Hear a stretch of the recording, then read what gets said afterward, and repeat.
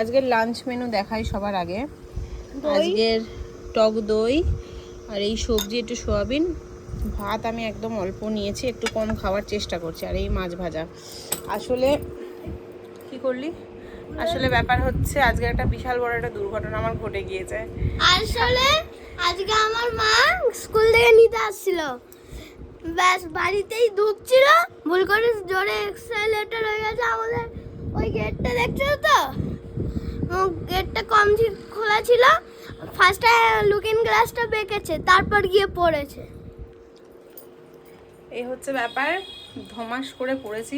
আমি তো একটা টাইমে ভেবেছিলাম যে হয়তো, হ্যাঁ দেখাচ্ছি, একটা টাইমে ভেবেছিলাম হয়তো যে পাটা ভেঙে গেছে, কিন্তু না, ভাঙিনি।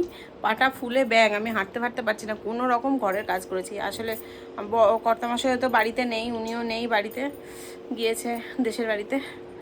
এই হচ্ছে ব্যাপার, এই যে হাতটার পরিস্থিতি এই, আর পায়ের পরিস্থিতি, ওরে বাবারে এইরকম ফুলে আছে ব্যাং।